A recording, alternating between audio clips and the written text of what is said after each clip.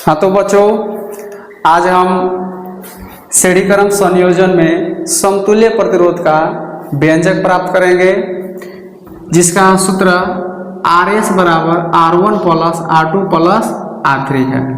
ठीक, और ये जो सूत्र है, इस सूत्र की व्याख्या हम पिछले क्लास में कर चुके हैं। अब देखेंगे ये सूत्र आया कहाँ से। ठीक, और इस फिगर में हम लेकर चलते हैं। तो देखो तो बाबू, इस फिगर में क्या है कि तीन प्रतिरोध है और तीनों प्रतिरोधों को हम श्रेणी क्रम में जोड़ दिए हैं। जैसे कि लिखे हैं भाषा के रूप में कि माना कि तीन प्रतिरोध है, जिसका प्रतिरोध R1, R2 तथा R3 है, जो श्रेणी क्रम में जोड़ा गया है।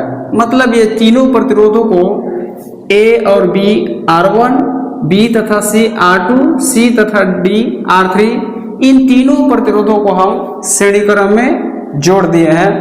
और तीनों प्रतिरोधों के साथ बहने वाला जो विभव है, विभव को हम वोल्ट भी कहते हैं।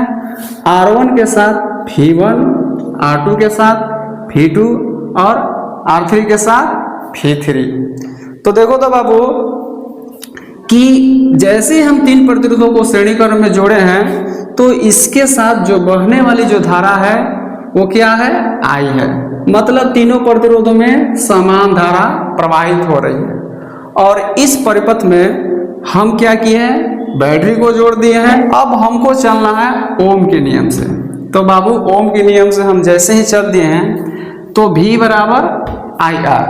ओम के नियम होता है V बराबर IR।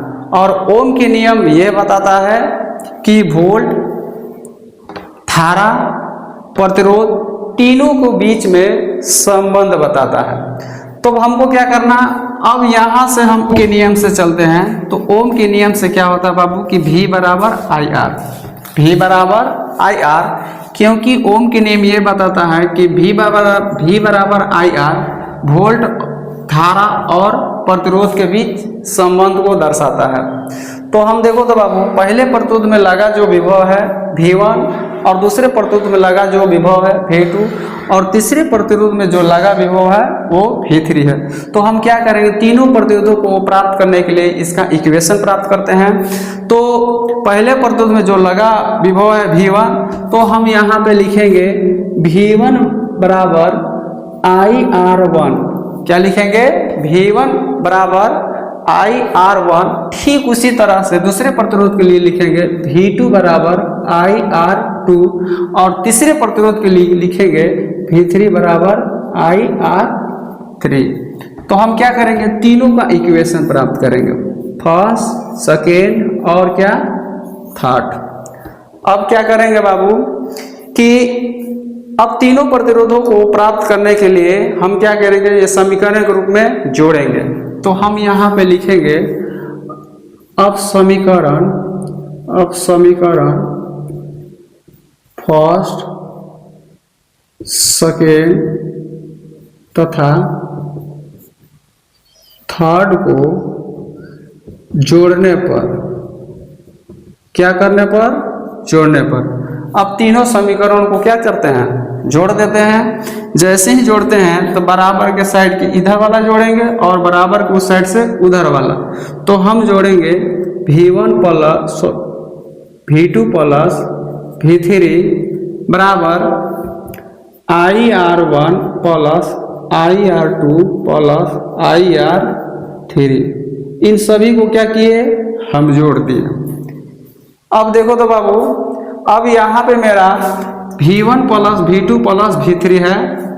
तो हम देखते हैं इस फिगर में कि मान चलो यहाँ से 10 वोल्टेज की धारा तीनों प्रतिरोधों में समान जा रही है। तो तीन प्रतिरोध मेरा श्रेणी क्रम में जोड़ा गया है। अब तीनों प्रतिरोधों में क्या है, पहला प्रतिरोध के साथ जो लगने वाला जो विभव है वो V1 है, और दूसरे प्रतिरोध पे लगा जो विभव है वो V2 है, और तीसरे प्रतिरोध में लगा जो विभव है वो V3 है। तो यदि यहाँ से 10 वोल्टेज की धारा तीनों प्रतिरोधों में जा रही है, तो यहाँ भी क्या है, 10 वोल्टेज की धारा प्रवाहित होगी। मतलब तीनों प्रतिरोधों का जो कुल विभव है क्या एक बड़ा सा फॉल्ट ही होता है, इसीलिए हम क्या कर दिए यहाँ पे भी लिख दिए। क्या लिख दिए? भी लिख दिए। तो भी बराबर मेरा क्या रहेगा? IR1 plus IR2 plus IR3। क्यों? क्योंकि यहाँ से 10 वोल्टेज की धारा तीनों प्रतिरोधों में जा रहा है, तो V1 V2 V3 के बीच में भी जो वोल्टेज हो वो क्या होगा? बराबर ही होगा।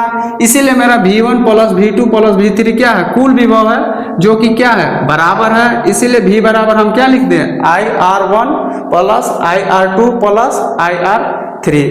तो देखो तो बाबू यहाँ हम चलते हैं कि ओम के नियम से। तो ओम के नियम से जैसे चलते हैं तो ओम के नियम क्या बताता है? V बराबर IR। तो हम V बराबर IR है, तो V के जगह में हम IR क्या बैठा देते हैं, क्योंकि क्या ये भी बराबर है, तो हम IR लिख दिए हैं। तो IR बराबर हम क्या लिख, इधर तो मेरा सेम है, तो IR1 plus IR2 plus IR3। किसी को दिक्कत?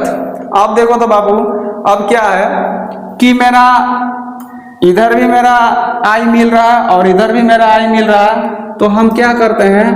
IR बराबर इधर I को हम क्या कॉमन रख लेते हैं, तो R1 plus R2 plus R3 यहाँ पे लिख देते हैं। अब देखो तो बाबू I से मेरा कट गया, तो हम लिखेंगे R बराबर R1 plus R2 plus R3। तो बाबू देखो तो हम पढ़ रहे हैं श्रेणी क्रम संयोजन, मतलब इसको हम सीरीज कॉम्बिनेशन कहते हैं। तो सीरीज जो होता है तो हम आर्क से जगह पे RS लिख देते हैं। तो RS बराबर हम क्या लिखेंगे? R1 plus R2 plus R3। तो यही तो हमको साबित करना था, जो श्रेणी संयोजन में समतुल्य प्रतिरोध के व्यंजक होते हैं, जिसका सूत्र RS बराबर R1 plus R2 plus R3 होता है। और यहाँ पे इसका सूत्र साबित हो चुका है। अब यहाँ से किसी को दिक्कत? तो देखो इसमें से क्वेश्चन आते हैं और एग्जाम में प्रत्येक साल इसमें से क्वेश्चन बनता है, और ये जो क्वेश्चन 6 नंबर का देता है। अगर किसी को दिक्कत है तो कमेंट में जवाब दे सकते हैं। और इसमें जो न्यूमेरिकल बनता है तो बाबू इसका जो न्यूमेरिकल नेक्स्ट क्लास में होगा। अब जिसको दिक्कत है तो कुछ बोल सकता है।